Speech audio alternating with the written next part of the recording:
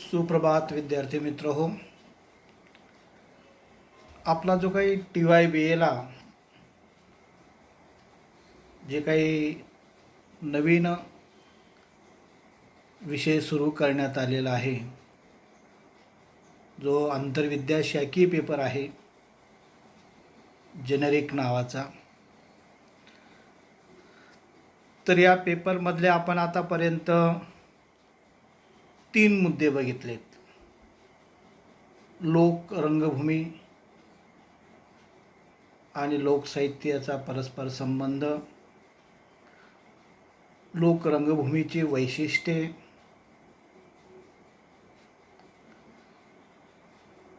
त्यानंतर लोकरंगभूमीमध्ये कोणकोणते कला प्रकार येतात त्याचा थोडक्यात आपण परामर्श घेतला.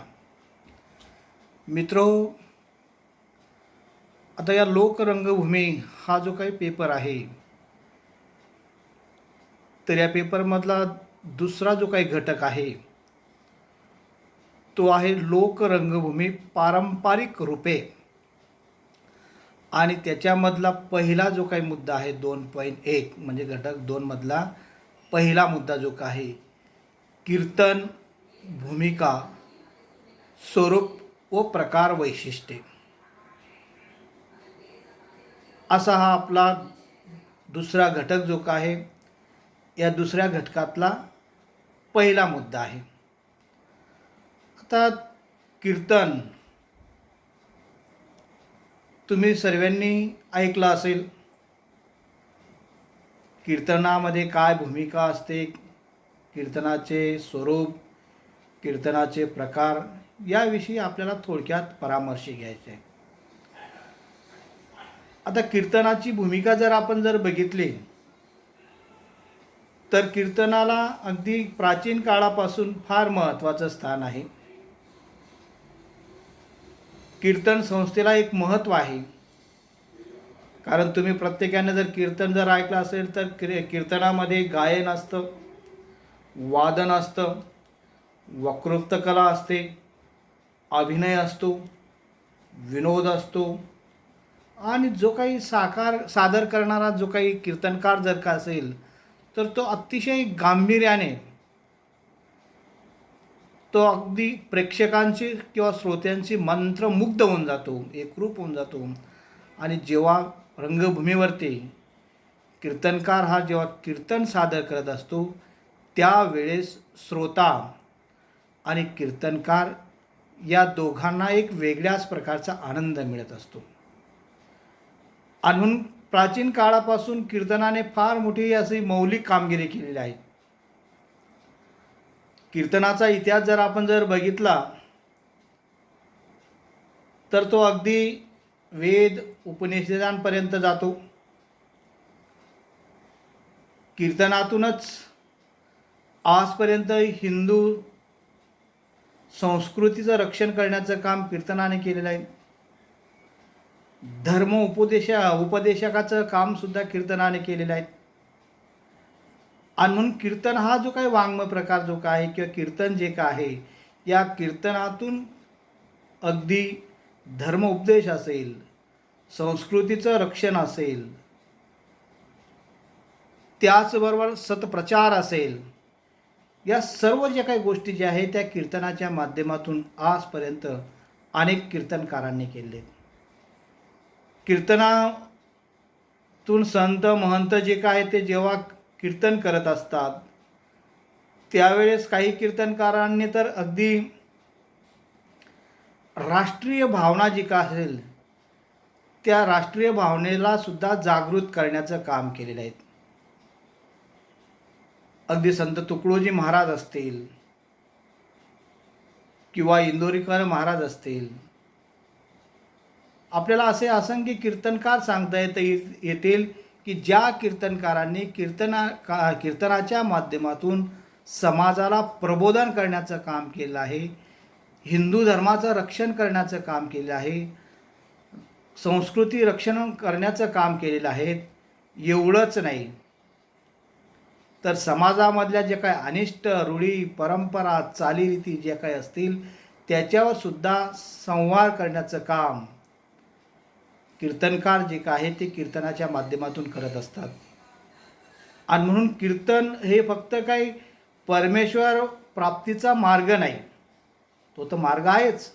कारण कीर्तनाच्या माध्यमातून परमेश्वराचं गुणगान करणे, परमेश्वराची भक्ती करणे, परमेश्वराला प्रसन्न करणे हे कीर्तनाचं महत्त्वाचं त्या ठिकाणी मार्ग आहे.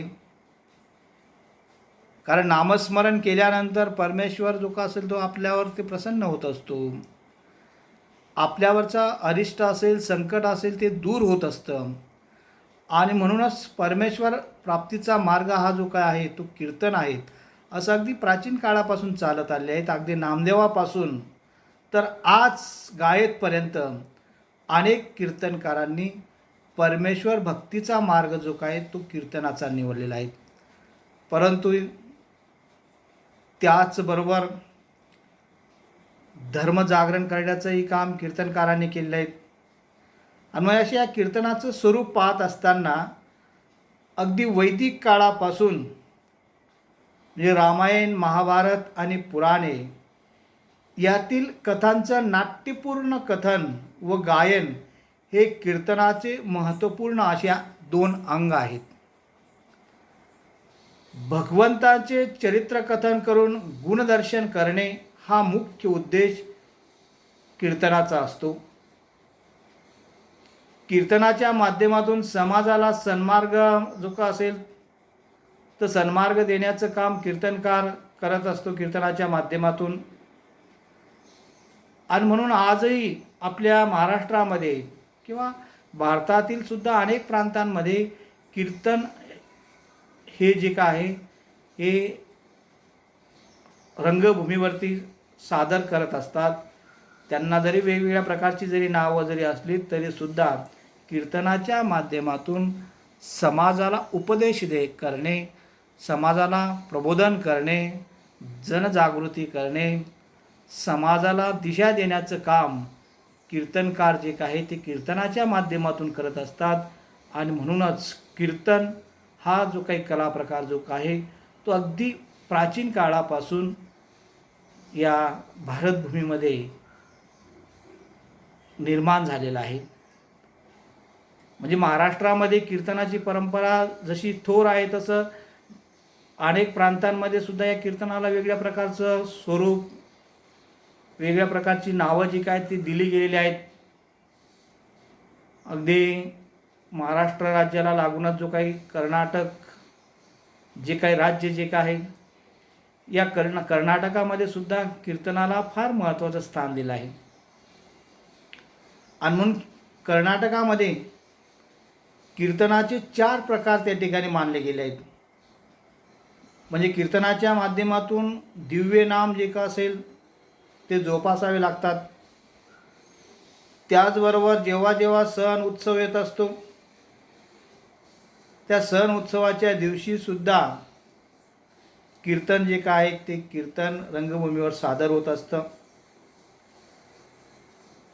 किंवा अनेक संप्रदाय जे काय आहेत हे सुद्धा आनंदाच्या वेळेस किंवा जेव्हा सुख समृद्धी येते त्यावेळेससुद्धा कीर्तन जे काय ते रंगभूमीवर सादर करण्याचं काम गावातली काही मंडळी जे असतात ते करत असतात. मानस पूजा असेल आणि संक्षेप असे 4 जे काही प्रकार जे काय आहेत ते कर्नाटकामध्ये कीर्तनाचे मानले गेलेले आहेत. एवढंच नाही तर बंगालमध्ये सुद्धा कीर्तन हा एक प्रकारचा लोकनृत्याचाच एक भाग मानला गेलेला आहे. म्हणून बंगालमध्ये सुद्धा बंगाली भाषेमध्ये अनेक कीर्तनकार होऊन गेलेले आहेत. या बाकीच्या राज्याचा आपल्याला विचार करायची इथं जास्तीची गरज नाही. आपल्या महाराष्ट्रापुरता जरी आपण कीर्तनाचा विचार जर केला तर कीर्तन हा जो काही कलाप्रकार जो का आहे तो महाराष्ट्रात अगदी उपनिषद किंवा वैदिक काळापासून हा कलाप्रकार उदयास आलेला आहे. आता या कलाप्रकाराच्या माध्यमातून महाराष्ट्रामध्ये लोकशिक्षणाचं काम या कीर्तनाने केलेलं आहे.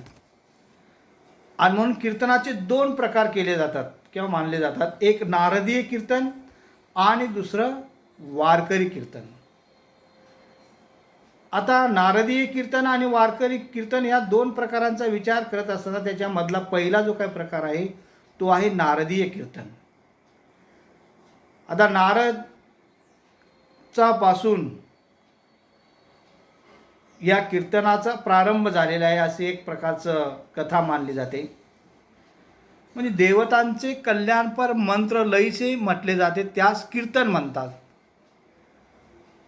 देवतांचे कल्याणपर मंत्र लयीसह म्हटले जाते, त्याला काय म्हणतात? कीर्तन असं म्हटलं जातं. आणि म्हणून कीर्तनाबद्दल एक आख्यायिका सांगितली जाते, एक कथा सांगितली जाते.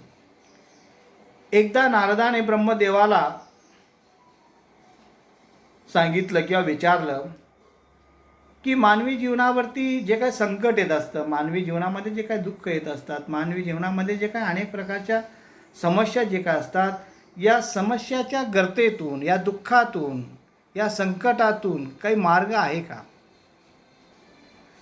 आणि म्हणून या दुःखाला सामोरं जर जायचं जर असेल तर त्यावेळेस नारदाने ब्रह्मदेवाला जेव्हा विचारलं की या दुःखातून काही मुक्त होण्याचा मार्ग जर कोणता असेल तर तो आम्हाला सांगा. आणि त्यावेळेस नारदाला ब्रह्मदेवाने सांगितलं की या कडी काळातून जर तरुण जर जायचं असेल, या दुःखातून जर आपल्याला सही सलामत जर बाहेर निघायचं असेल, या संकटांवर जर मात जर करायचं असेल तर त्याच्यावर एकच उपाय आहे आणि तो उपाय म्हणजे देवाचं किंवा परमेश्वराचं नामस्मरण करणं किंवा कीर्तन करणं हाच त्याच्यावरती उपाय आहे असं ब्रह्मदेवाने नारदाला सांगितलं. अशा प्रकारची एक आख्यायिका किंवा कथा जी काय आहे ती कथा सांगितली जाते. आणि म्हणूनच ब्राह्मणाने या नारदास जेव्हा हे सांगितलं, ब्रह्मदेवाने या नारदास जेव्हा हे सांगितलं, तेव्हापासून दुःखापासून मुक्त होण्याचा मार्ग जरी कोणता असेल तर तो कीर्तन आहे. आणि म्हणूनच अगदी नारदापासून तर आजपर्यंत हा कीर्तनाचा प्रारंभ जो काय तो सुरू आहे. म्हणजे देव ऋषी असेल, नारद असेल आणि शुक असेल, हे सुरुवातीचे प्रारंभाचे कीर्तनकार आहेत. आणि या कीर्तनकारांनी जे काही कीर्तन जे काही केले आहेत ते नामकीर्तन केलं आहेत. गुणाचं सकीर्तन केलेले आहेत आणि लीळा सकीर्तन केलेले आहेत. आता नामाचं सकीर्तन म्हणजे काय? परमेश्वराचं नामस्मरण करायचं, परमेश्वराची भक्ती करायची. सर्व संतांनी एक प्रकारचं परमेश्वराला एक केंद्रबिंदू मानला होता आणि या केंद्रबिंदूभोवतीच एक प्रकारे सर्व संतांनी परमेश्वराची भक्ती केलेली आहे, परमेश्वराचं नामस्मरण केलं आहे.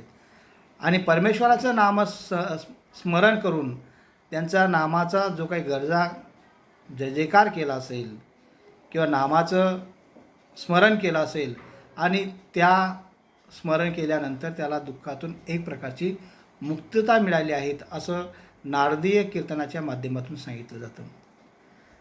गुण सकीर्तन म्हणजे परमेश्वराचं गुणगान करायचं. परमेश्वर हा जो काय हा एक प्रकारचा निर्गुण निराकार आहे. परमेश्वर हा एक प्रकारचा एक संपूर्ण सृष्टीचा तो निर्मिक आहे, चालक आहे. आणि अशा परमेश्वराचं गुणगान जे काय ते जर आपण कीर्तनाच्या माध्यमातून जर केलं तर एक प्रकारचं आपल्याला प्रसन्नता वाटत असते. आणि म्हणूनच परमेश्वराचं गुण जे का असतील तो कसा दयावान आहे, परमेश्वर हा कसं कल्याण करणारा आहे, परमेश्वर हा जगी स्थळी काष्टी पाशाने कण कण में भगवान आहे जसं आपण म्हणत असतो. तर सर्व हे अगदी स्थळी काळी स्पाष्टे जे काय म्हणतो आपण की सर्व ठिकाणी परमेश्वराचा अंश आहे. परमेश्वर जो काय त्याचं एक प्रकारचं अंशचं जे काय स्थान जे काय ते असल्यामुळे आपण परमेश्वराचं गुणांचं कीर्तन केलं पाहिजे, त्यांच्याबद्दलचं नामस्मरण केलं पाहिजे. आणि नामस्मरण केलं, त्यांचं गुणगान जर गायलेत तर परमेश्वर आपल्याला दुःखातून मुक्तता करत असतो, असं नारदीय कीर्तनाच्या माध्यमातून सांगितले. लीळा कीर्तन म्हणजे परमेश्वराबद्दलच्या लीळा जे काय त्या रचायच्यात. मग लीळा चरित्राचा उल्लेख जरी आपण 13व्या शतकामध्ये जरी करत असलो तरीसुद्धा परमेश्वराबद्दलच्या लीळा जे काय असेल ते गाण्याचं काम अनेक कीर्तनकार जे काय ते करत असतात. आणि म्हणून नारदीय कीर्तनकारांमध्ये हे 3 जे काय प्रकार जे काय आहेत, नामकीर्तन, गुणकीर्तन आणि लीळा कीर्तन, या 3 कीर्तनाच्या माध्यमातून नारदीय कीर्तन जे काय ते सादर होत असतं. आणि म्हणून हा जो काय पहिला जो काय प्रकार आहे तो आपण या ठिकाणी थोडक्यात बघितला. आणि दुसरा जो काही अगदी लोकप्रिय महाराष्ट्रामध्ये वारकरी कीर्तन जो काही प्रसिद्ध झाला, त्या वारकरी कीर्तनाबद्दल आपण पुढच्या तासाला थोडक्यात माहिती बघू.